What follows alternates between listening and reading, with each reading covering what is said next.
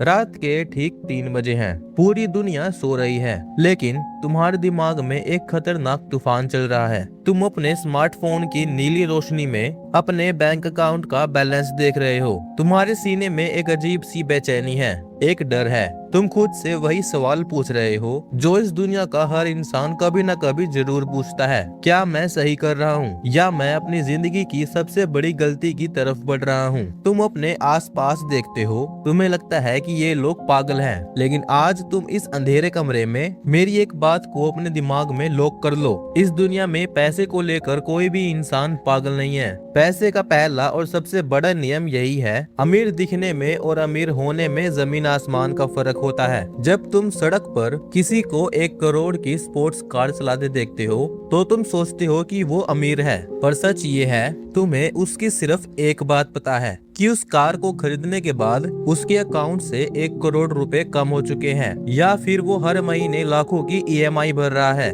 देखो, पैसा कोई मैथ्स का सवाल नहीं है, पैसा साइकोलॉजी है। ये वो खेल है जो तुम्हारी जेब से नहीं, तुम्हारी सोच से तय होता है। और इस खेल को समझने के लिए हमें इतिहास के कुछ पन्ने पलटने होंगे। साल 1930 ये वो दौर था जब इतिहास की सबसे खतरनाक मंदी आई थी। एक झटके में सारे बैंक डूब गए, लोगों की जिंदगी भर की कमाई जीरो हो गई। अब इमेजिन करो एक ऐसे बच्चे को जिसने इस दौर में अपने माता पिता को पाई पाई के लिए तड़पते और भूखे सोते देखा है। उस बच्चे के दिमाग पर गरीबी का एक ऐसा खौफनाक असर पड़ा कि उसने कसम खा ली कि वो कभी भी रिस्क नहीं लेगा। अब दौर था 1950 और 1970 का। ये वो समय था जब मंदी खत्म हो चुकी थी और स्टॉक मार्केट हर दिन नए रिकॉर्ड तोड़ रही थी। जो लोग इस नए और सुनहरे दौर में जवान हुए, उन्होंने सिर्फ तरक्की देखी थी। उन्होंने देखा कि शेयर बाजार में पैसे लगाने वाले रातों रात अमीर बन रहे हैं। अब बात को ध्यान से समझना, 1930 वाले इंसान ने सिर्फ बर्बादी देखी थी, इसलिए वो जिंदगी भर शेयर बाजार से डरेगा और अपने पैसे को बैंक में छुपा कर रखेगा। लेकिन 1970 वाले इंसान ने सिर्फ तरक्की देखी थी, इसलिए वो बिना डरे अपना सब कुछ इन्वेस्ट कर देगा। देखो, ये दोनों इंसान गलत नहीं है, दोनों में से कोई पागल नहीं है। बात बस इतनी है कि दोनों ने इतिहास के अलग अलग दौर को जिया है। हमारे फाइनेंस के फैसले फॉर्मूले से नहीं, बल्कि हमारे अतीत के अनुभवों से तय होता है। अगर तुमने बचपन में पैसों की कमी से किसी को टूटता देखा है, तो तुम्हारा रिस्क लेने का तरीका दूसरों से बिल्कुल अलग होगा। देखो, अमीर देशों के सबसे गरीब इलाकों में लोग हर साल करोड़ों रुपए लॉटरी खरीदने में फूक देते हैं। गणित के हिसाब से ये दुनिया का सबसे बेवकूफ बड़ा फैसला है, क्योंकि लॉटरी जीतने का चांस करोड़ों में एक होता है। लेकिन चलो आज उस गरीब इंसान के नजरिए से सोचते हैं। वो सुबह से रात तक गधे की तरह घिसता है। उसे अच्छे से पता है कि वो चाहे जितनी मेहनत कर ले, वो कभी भी आलीशान घर नहीं खरीद पाएगा। उसके लिए वो बड़ी जिंदगी सिर्फ एक सपना है। लेकिन जब वो $4 की लॉटरी खरीदता है, तो वो सिर्फ कागज का टुकड़ा नहीं खरीद रहा होता, वो उन $4 से उम्मीद खरीद रहा होता है। वो उस मानसिक सुकून को खरीद रहा होता है जो अमीर लोगों को बिना टिकट के ही नसीब है। ये इक्वेशन के हिसाब से बिल्कुल इम्पॉसिबल है, लेकिन उसकी मानसिक जंग में ये बिल्कुल सही है।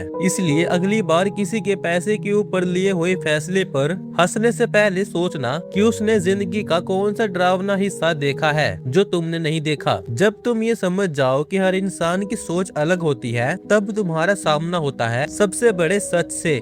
लक और रिस्क ये दोनों जुड़वा भाई हैं जो पर्दे के पीछे से खेल चलाते हैं। साल 1968 अमेरिका के सिएटल में एक स्कूल था, लेक साइड स्कूल। ये उस जमाने में पूरी दुनिया में इकलौता ऐसा स्कूल था जिसके पास कंप्यूटर था। वहाँ एक 13 साल का लड़का घंटों कोडिंग करता था, जिसका नाम था बिल गेट्स। बिल गेट्स खुद कहते हैं कि अगर लेक साइड स्कूल में वो कंप्यूटर नहीं होता तो आज माइक्रोसॉफ्ट नहीं होती। उस दौर में दुनिया में हाई स्कूल जाने वाले 30 करोड़ बच्चे थे, पर वो कंप्यूटर उस स्कूल के सिर्फ 300 बच्चों के पास था। बिल गेट्स को वो कंप्यूटर मिलने की संभावना 30 करोड़ में से सिर्फ एक थी। ये सिर्फ मेहनत नहीं थी, ये किस्मत की वो अदृश्य हवा थी जिसने उनके जहाज को सही दिशा में धकेल दिया। लेकिन इस कहानी का एक दूसरा हिस्सा भी है जो दिल तोड़ देता है। उसी स्कूल में बिल गेट्स का एक जिगरी दोस्त था, केंट इवांस। बिल गेट्स के मुताबिक केंट इवांस पूरे स्कूल स्कूल में सबसे तेज दिमाग वाला लड़का था। वो कोडिंग में बिल गेट्स से भी आगे था।